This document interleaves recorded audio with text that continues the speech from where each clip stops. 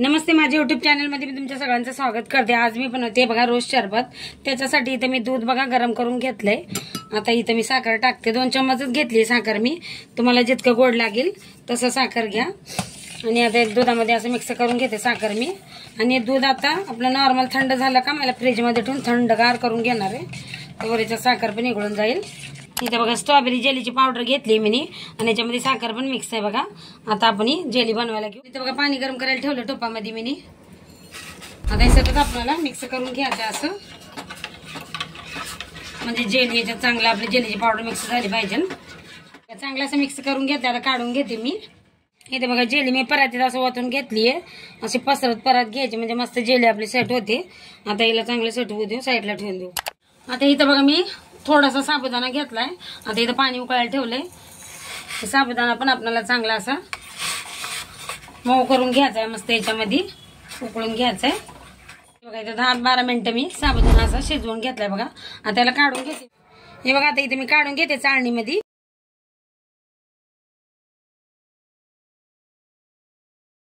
आता याच्यावर टाकायचे बघा थंड पाणी।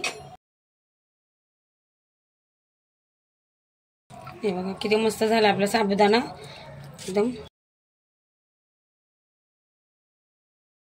हे बघा जेली मस्त सेट झाली आहे। आता याला मी कट करून घेते बघा,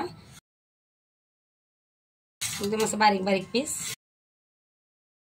हे बघा आता इकडून पण असे पीस करून घेते मी याला।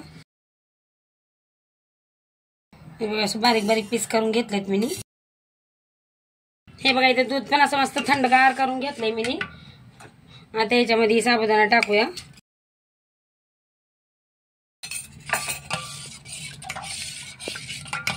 साबुदाणा टाकून झाला का याला मिक्स करून घ्यायचे। इथे बघा मी रोज शरबत घेतलंय ते पण टाकते। याच्यात पण साखर असते म्हणून दुधात कमी साखर टाकली आहे मी। मिक्स करून घ्यायचं चांगलं। आणि इथे सब्जा बघा, सब्जा भिजून घेतला होता मी। सब्जा पण टाकायचा आता याच्यात। हे मी मिक्स करून घ्यायचं चांगलं। आता ही जेली बनवून घेतली पण टाकते। आता पण मिक्स करून घ्यायचं चांगलं। बघा किती मस्त आपलं शरबत तयार झाले। आता इथे बघा 4-5 मी बर्फाचे असे पीस घेतले, ते पण टाकू। तुम्हाला जसं थंड लागेल तसं घ्या। ते बघा आपलं शरबत आता एकदम मस्त तयार झालंय। आता याच्यावरती बघा जेली टाकते मी दुसऱ्या ग्लासावर पण असं। हे बघा आता मी याच्यावर जेली टाकून घेतलीये। आता पिस्ता टाकते वरतून, लय मस्त स्वाद लागतो बघा शरबतचा। तयार आहे मस्त थंडगार रोज शरबत। व्हिडिओ आवडला तर एक लाईक जरूर करा।